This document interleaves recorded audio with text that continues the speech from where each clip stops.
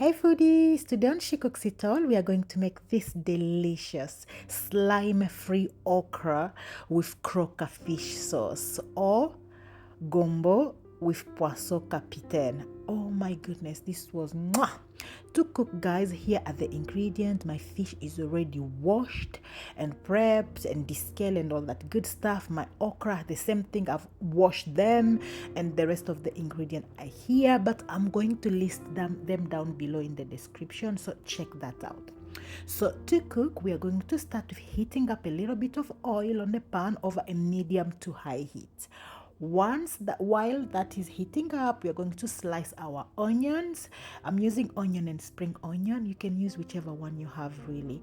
Onion is a must, spring onion is an extra. Okay, slice them as thinly as you can, just like so.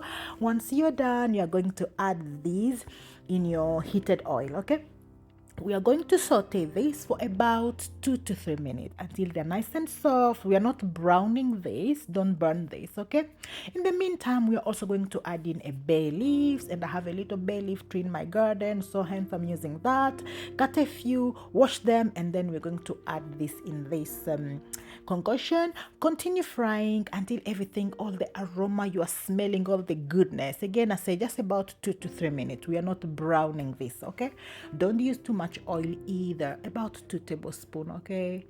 Once that is cooking, we are going to prep the tomato, and I prefer pulsing my tomato in a food processor, but you can cut them thinly cut. If you don't have a food processor, it's fine. You don't have to do this, okay? Just a personal choice, and I have it, okay?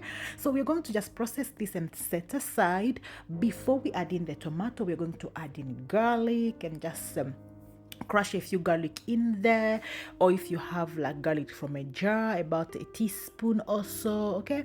So crush in the garlic and heat that garlic up for about 30 seconds. Fry it so that it also release its aroma, okay?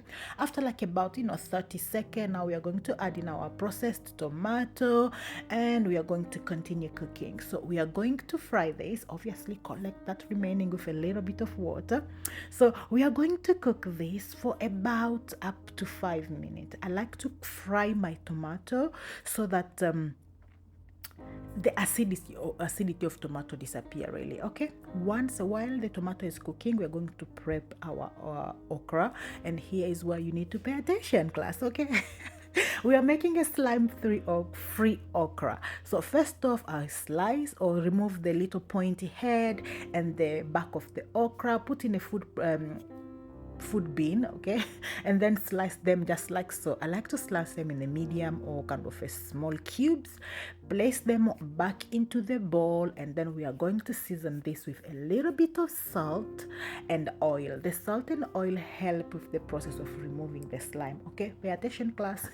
So salt, black pepper, we are going to drizzle a little bit of olive oil, and then we are going to give this a good shake. Can you see? Not a lot of oil, just drizzle a little bit. It might be about 2 to 3 tablespoons, okay?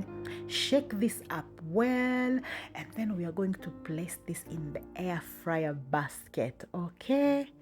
Put your air fryer basket, put everything in the air fryer basket, place it in your air fryer machine, and we're going to air fry this, and this is when all the slime will go.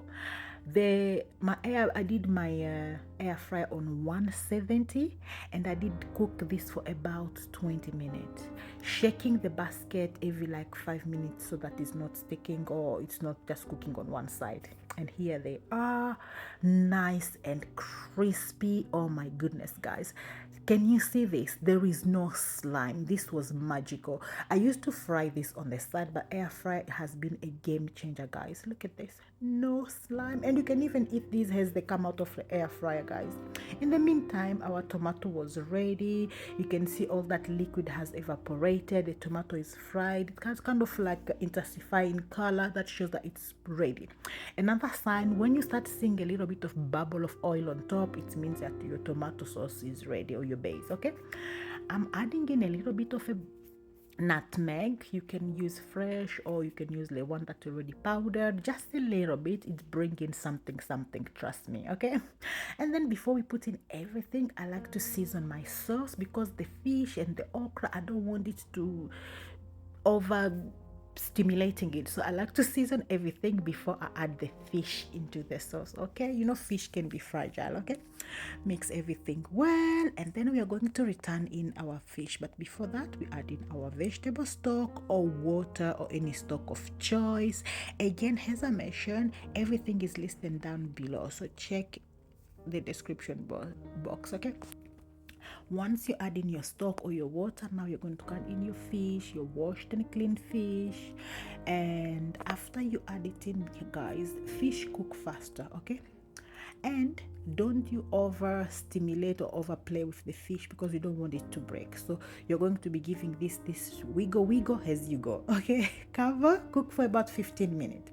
After 15 minutes on a medium to low heat, we are going to return our cooked okra, and then we are going to cook for another 10 minutes, because fish cook faster and you don't want to overcook this. You don't want a mushy mess. Okay, about 10 minutes after, so altogether it took me about 25 to 30 minutes to cook this dish. Okay, so you return your okra, give it another wiggle to mix everything well. I added in a little bit of chili because I like my stuff hot.